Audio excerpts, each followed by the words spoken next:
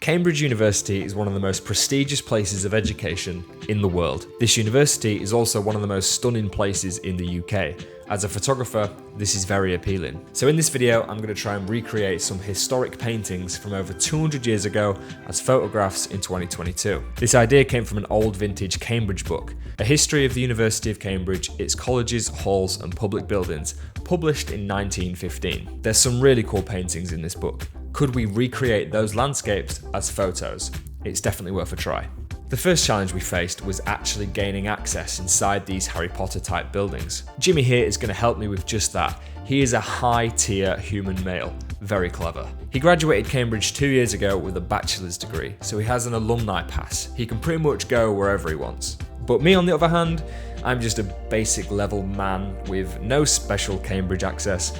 But you know the old saying, it's not what you know, but who you know. And I know Jimmy. There's just over 30 different colleges within Cambridge University, and we have about 7 paintings from the book we want to recreate.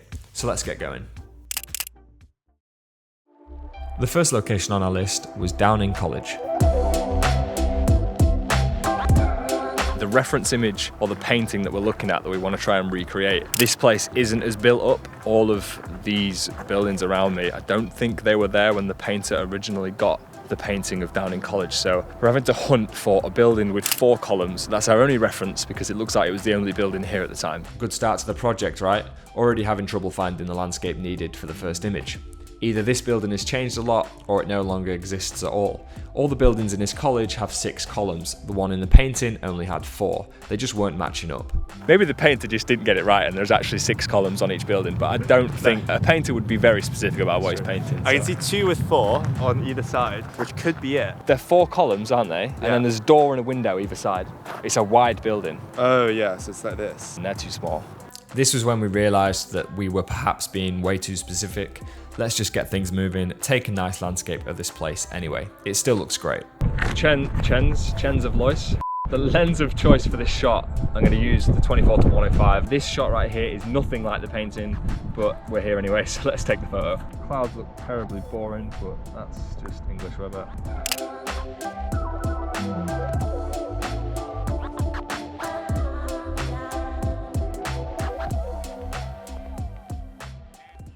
On to the second location of the day, which was Emma College. As you'll find out in this video, some of the colleges are more tricky to access than others, but this next photo on the list was at Emma College and we just walked right in. Easy as that. As we were checking the right composition to get the photo, we noticed that the painter must have been stood a lot further back than we were. Do you think this building that we're stood in right now wasn't here? I think so, yeah. Yeah, because we can't get far enough back because there's columns in the way. The photo's not going to be as identical, but I think we can get pretty close. We needed to get closer, but shoot at a wide angle to get as much of the composition in frame as possible. That was the idea anyway. Now the only thing that's going to throw me off a little bit is when you go wide on the camera, the buildings and everything on the edge of the frame actually warps a little bit. Now when someone paints something, they don't warp on a wide lens, if that makes sense, because it isn't a wide lens, it's just a painting. So I might actually go wider to get as much in as possible and then crop. That's what I'm thinking.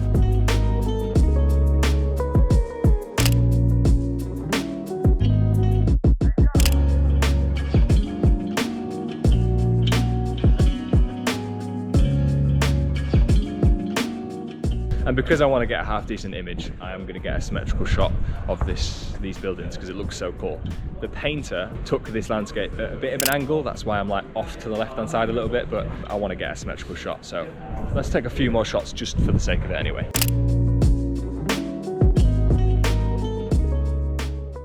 Two locations complete, sort of. On to the third location of the day. This one is Christ College.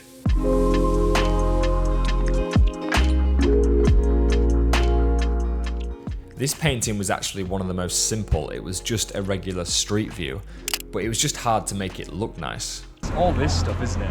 Yeah, so much more clutter now. So much more clutter. That black sign is disgusting.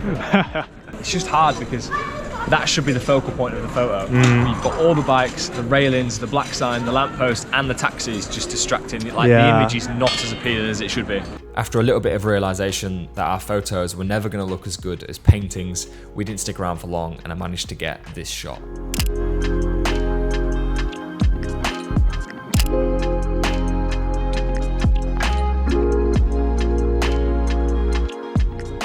And then of course the weather took a turn for the worst. This wouldn't be a day out in the UK if we didn't complain about the weather at some point, so we took some shelter and had some coffee. Time to tackle the fourth painting of the day. This one was in Trinity College.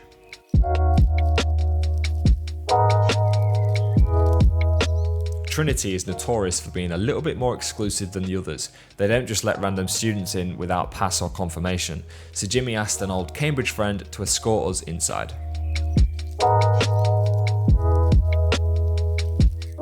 Okay, that was far less dramatic than we thought it would be, and this college really does look outstanding. Just check out their dining hall. This is Harry Potter level architecture. Except for the fact it's raining, conditions are not perfect, but the actual architecture and scene in front of me is exactly as it was when that painting was painted. When was it? Do you know the date? 1850. Oh. 1815, sorry. 200 years ago. Mate, this college is like old. I'm pretty sure they were still wearing wigs back then. You know them white ones? Yeah. And to top it all off, this painting was actually really easy to recreate. We got straight to it.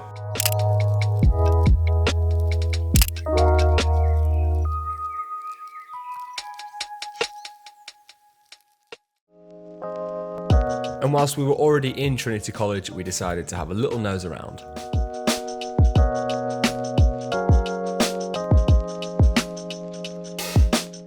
On to the next location, and here we are at Queen's College.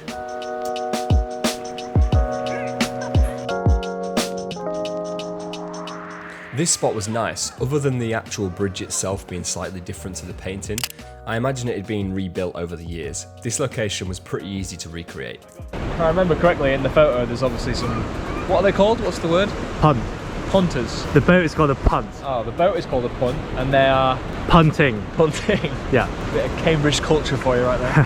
No, I think that's just English, mate. It's just English culture, right.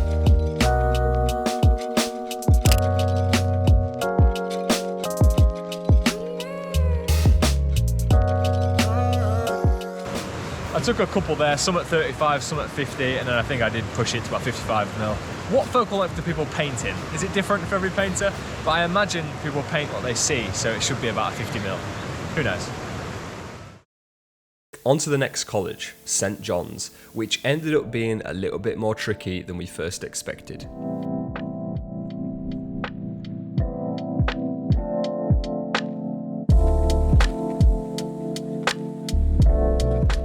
And after about 30 seconds of actually being in the college, we got questioned about what we were doing and told to leave. Here's a clip where I'm trying to explain what just happened, but the microphone didn't work, so I'm just going to explain it now. As Karen was telling us to leave, I did actually manage to take a very quick photo, and this photo actually turned out quite good, so yeah, here's what we got.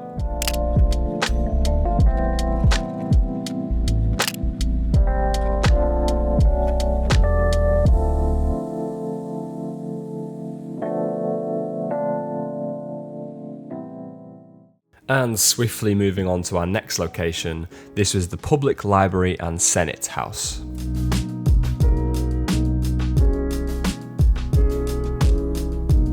Alright, so I'm changing from the 1635, which I've been vlogging on and I get a lot of B-roll with. I'm changing over to the 24 to 105. I just feel like it's an RF lens, it's going to be sharper, and I don't need 2.8, which this goes to, so I don't know, I just feel more confident about it being on an RF lens.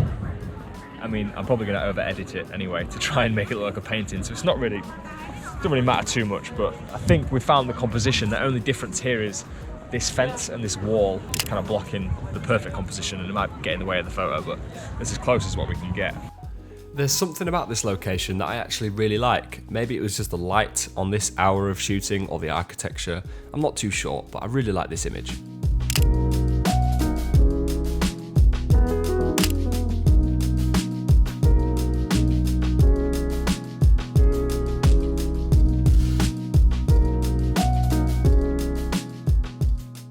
Like, I wouldn't normally take this photo, I mean, if I'm in Cambridge, it looks great, but I wouldn't bother getting my camera out.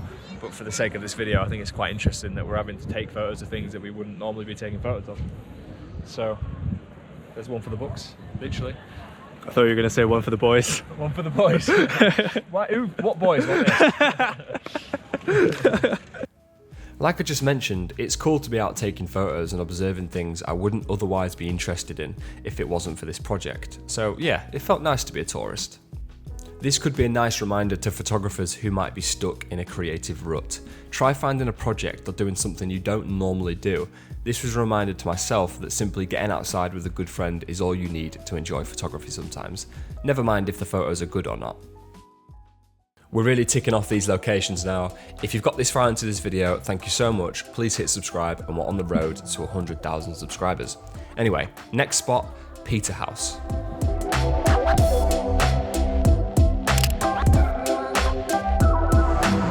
So this is Peter's house. Peterhouse. Peterhouse. This is just Peterhouse College, which is the first college in Cambridge and is the smallest college in Cambridge. I got that from wikipedia.jimmyshixin.com, my tour guide for today. This shot is actually the most simple of them all, I think. Now in the image there's actually sheep crossing the road, so that shows you the time difference. Probably again wide, 24mm, something like that. Let's reference the painting and make sure we get it as identical as possible.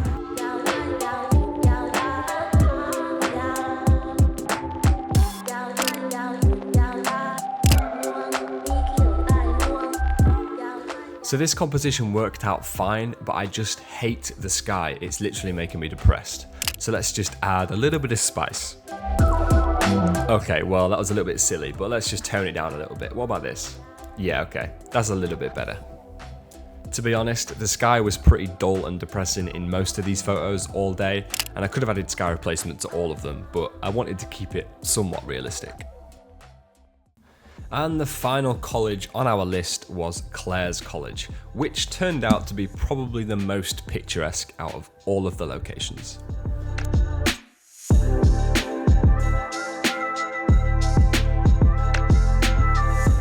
So we're now in Clare College. We had to just tailgate a student in who had a pass, and we're stood on the bridge that we need to be taking a photo of. Let's try the we need to be on that grass, yeah? So can we not follow that path there, go over that bridge, Yeah, and but then that's boom? part of King's College basically. You see this big wall? We can't climb it. Yeah, I see that big wall, yeah. We were on that bridge over there in that previous clip. We did some other stuff because we couldn't figure out how to get over here, and then we just tailgated another student who went through a private gate kind of thing. And we're here, we're opposite the next shot, probably the final image of the day. The main focal point being the bridge, and obviously the giant wall and the architecture over there. There's a fucking crane. Yeah, Jimmy's just pointed out there is a giant yellow crane, which completely ruins the frame, but it's 2022, that's what happens to our landscapes.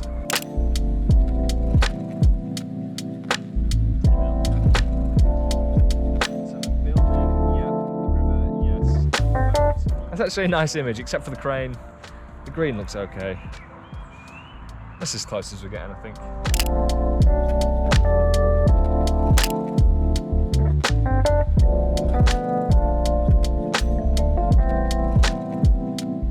None of this would have been possible without my good friend Jimmy, so please do go check out his YouTube channel. He makes a lot of photography content similar to mine, so if you enjoy my stuff, I'm sure you will enjoy Jimmy's content. Thanks again for watching, hit subscribe, and I'll see you guys very soon.